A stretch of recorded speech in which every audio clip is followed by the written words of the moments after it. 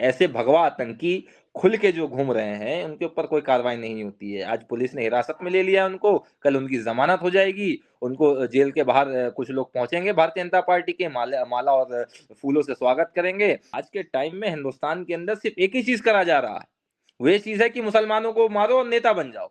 मगर हमारा कौम ये नहीं समझ रहा है। हमारा कौम आज भी इस कगार पे खड़ा है कि समाजवादी पार्टी के साथ है। हमारा हमारा कौम आज भी कांग्रेस के साथ खड़ा है। हमें बीजेपी का भी टीम कह रहा है। ये सोचते हैं कि इनकी अम्मा दहेज में लेके आई थी इस देश को। ये सावरकर की सोच के रखने वाले, ये नथुराम गोडसे की सोच के रखने वाले हैं। ये उन सोच को रखने वाले हैं जिसने महात्मा गांधी राष्ट्रपिता को गोली मारा था, इस देश का पहला आतंकवादी था। और इल्जामात हमारे ऊपर लगाए जा रहे हैं, हिंदू राष्ट्र बनाने की बात करी जा रही है। बिल्कुल बंद करना चाहिए शराब को। रमजान का महीना चल रहा है, एक पाक महीना है। इस महीने में सारे मुसलमान रोजा रखते हैं और ऐसे मुस्लिम जगह हैं जहाँ पे ठेके खुले हुए हैं। नमस्कार, आदाब, मैं विक्रम और आप देख रहे हैं हिंद वॉइस। हमारे साथ मौजूद है AIMIM के दिल्ली यूथ प्रदेश अध्यक्ष अरशद अशरफी साहब। पिछले एपिसोड में उनसे बात की थी। आज का बात करने का जो हमारा मुद्दा इनसे है वो है कि 2-3 दिन पहले अपने एक वीडियो देखी होगी सोशल मीडिया पर कि 3 बुजुर्ग रोड पे खड़े हैं, उन्हें एक लड़का पूरी तरह से पीटता है, थप्पड़ थप्पड़ मारता रहता है। वो बेचारे कुछ नहीं कर पाते, उनके का पीछा काफी दूर तक करता है।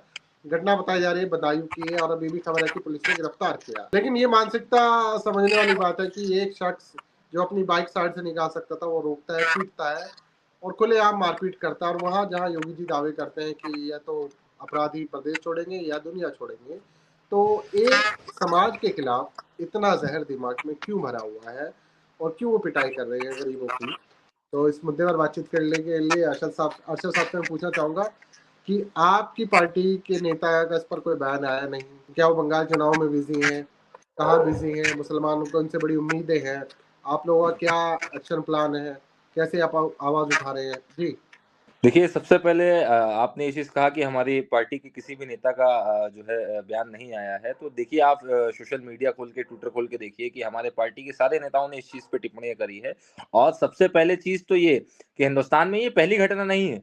इससे पहले भी ना जाने उत्तर प्रदेश में कितनी घटना हुई है। कहीं अतीक अहमद को शरेआम गोली मार दिया जाता है, कभी उत्तर प्रदेश में, कभी दादरी में मार दिया जाता है। कहीं बहुत सारी जगहों पे ऐसे वाकया करे जाते हैं। शर्म की तो बात यह है कि जो माननीय प्रधानमंत्री नरेंद्र मोदी जी जो ये चीज कहते हैं, भाजपा भारतीय जनता पार्टी एक स्लोगन लेके चलती है कि सबका विकास, सबका साथ और सबका विकास।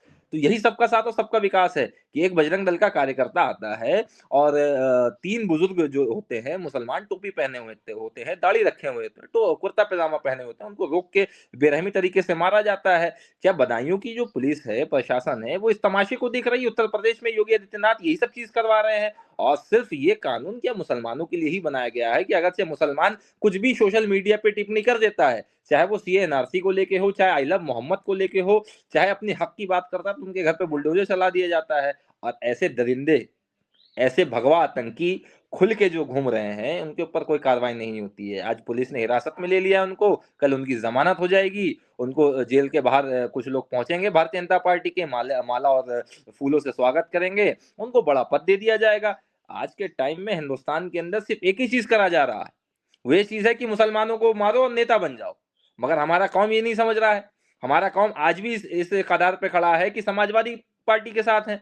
हमारा हमारा कौम आज भी कांग्रेस के साथ खड़ा है। हमें बीजेपी का भी टीम कह रहा है। मैं अपने कौम के लोगों से चीज कहना चाहता हूँ, जागो, कब आंख खोलोगे, कब आपकी आंखें खुलेगी, कब आप मुत्तहिद होगे, कब अपनी आवाज को उठाओगे, कब आप जो है ऐवानों में पहुंचोगे, अपनी आवाज उठाओगे। आज इस तरीके की शर्मसार घटना जो हो रही है, अगर से उत्तर प्रदेश की पुलिस, उत्तर प्रदेश सरकार इस चीज पे एक्शन नहीं लेती है, या इस चीज पे जो अपराधी है, ऐसे मानसिकता के लोगों के ऊपर कड़ी कार्रवाई नहीं करती है, तो मैं उम्मीद करता हूं इस चीज से, और ये चीज कह भी रहा हूं खुलेआम, कि हम लोग यहाँ पे उत्तर प्रदेश भवन घेराव करने का काम करेंगे इंशाअल्लाह ताला। संविधानिक तौर पे धरना प्रदर्शन करने का काम करेंगे। ये एकदम ही आपराधिक मानसिकता है, और मैं उत्तर प्रदेश की सरकार से ये अपील करना चाह रहा हूँ और प्रशासन से ये चीज कहना चाह रहा हूँ कि जिस अपराधी को उन्होंने पकड़ा है, संविधान के तहत जो भी धाराएं लगती है, वो धारा लगा के उनकी जमानत नहीं दे। ऐसे जो सोच रखने वाले हैं, उनके घर पर नोटिस भेजें बुलडोजर चलाने के लिए। सिर्फ मुसलमानों के घर पे बुलडोजर नहीं चलाया जा सकता है। अगर से संविधान के रखवाले हैं आप लोग, अगर से बाबा साहब भीमराव अम्बेडकर के संविधान को मानते हैं, इस देश के आइन को मानते हैं, तो करिए।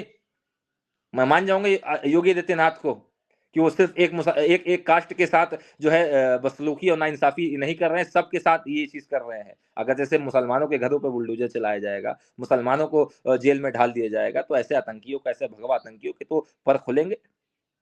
ऐसे लोगों की तो हिम्मत बढ़ेगी ना। नहीं, एक तरफ सोशल मीडिया पर कैंपेन लगातार चला जाता है कि बहिष्कार करो। एक कोई गाजियाबाद का कोई नेता वो कहता है कि इस्लाम मुक्त भारत कब होगा। एक तरफ कहता है कि इस्लाम भारत के लिए खतरा है। ये तमाम खुलेआम कैंपेन चल रहे हैं, तो इनसे आप कैसे निपटेंगे, कैसे ऐसा है समझाएंगे इकराम चीजों साहब को? कि ये जो चीज़ कह रहे हैं ना, ये वही लोग हैं, ये वो सोचते हैं कि इनकी अम्मा दहेज में भारत देश को लेके आई थी। मगर इनको ये सोच नहीं है सावरकर की नाजायज़ औलाद है या नथुराम गोडसे की नाजायज़ औलाद है ये लोग। समझ गए? ये लोग वही थे जो माफ़ीनामा लिख रहे थे, अंग्रेज़ों के तलवों को चाट रहे थे। और ये आज हमें देशभक्ति का गीत समझाएँगे, देशभक्ति की चीज़ें समझाएँगे। ये वही लोग हैं, ये सोचते हैं कि इनकी अम्मा दहेज में लेके आई थी इस देश को। ये सावरकर की सोच के रखने वाले हैं, नथुराम गोडसे की सोच के रखने वाले हैं। ये उन सोच को रखने वाले हैं जिसने महात्मा गांधी राष्ट्रपिता को गोली मारा था, इस देश का पहला आतंकवादी था।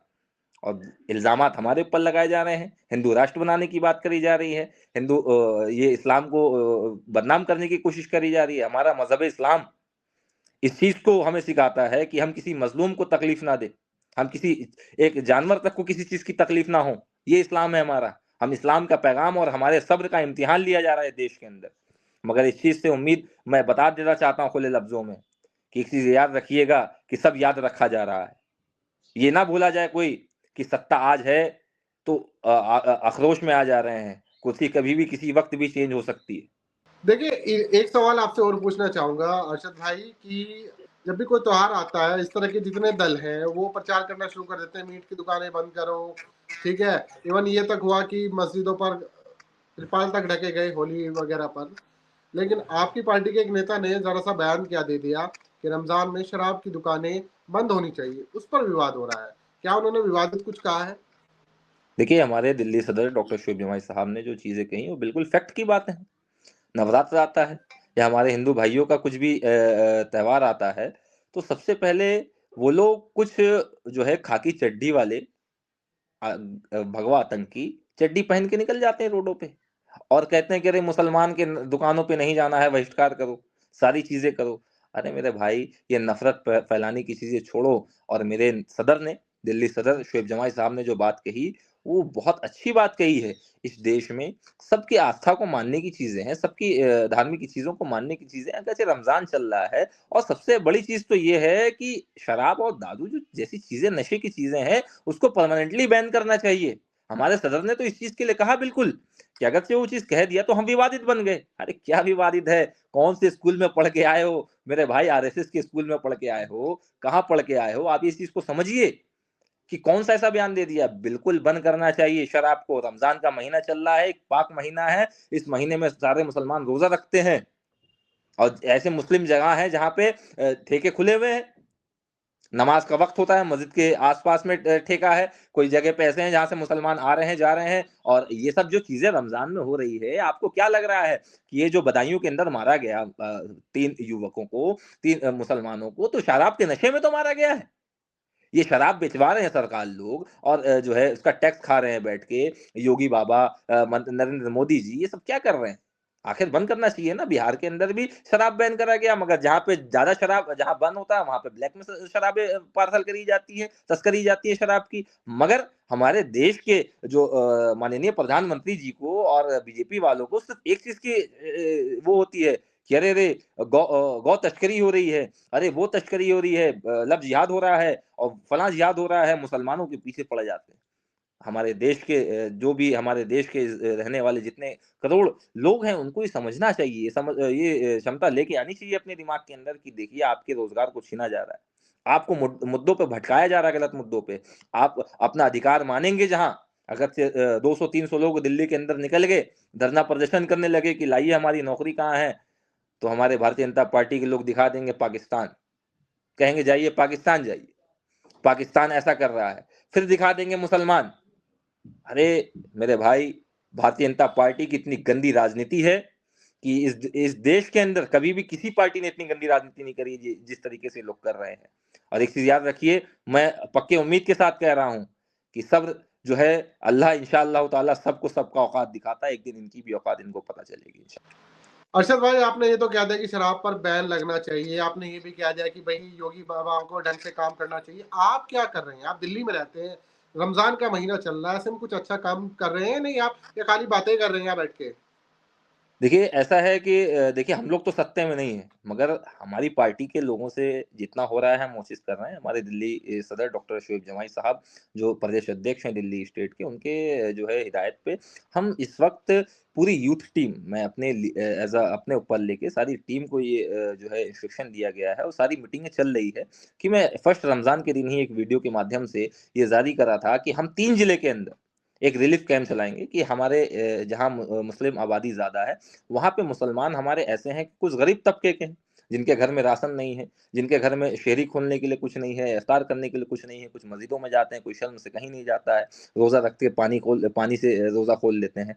तो वहाँ पे हम जो है रिलीफ कैंप चलाने का काम शुरू कर दिया है और आज मुस्तफ़ाबाद के अंदर इस चीज़ की मीटिंग शुरू हो चुकी है, सारी चीज़ें हो चुकी है। इंशाअल्लाह ताला वो चीज़ काम कल से काम शुरू हो जाएगा और मजलिस काम को दिखाती नहीं है, मजलिस का पहचान ही काम है अल्हम्दुलिल्लाह। हम जिस तरीके से हैदराबाद में काम कर रहे हैं, उस तरीके से उसका नक्शे कदम हम दिल्ली में भी धीरे-धीरे अप्लाई कर रहे हैं और उस चीज़ को हम आगे बढ़ाने का काम करेंगे इंशाअल्लाह ताला। ये तो बहुत अच्छी बात कही आपने, बहुत अच्छी शुरुआत है और मैं इसको ज़रूर आपसे आकर मिलूँगा ग्राउंड पर और हम देखेंगे कि आप किस तरह से काम कर रहे हैं।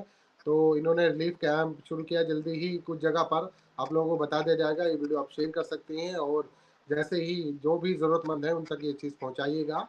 अगले एपिसोड में जल्दी बात होगी अरशद भाई से, तब तक के लिए दीजिए इजाज़त। शुक्रिया भाई।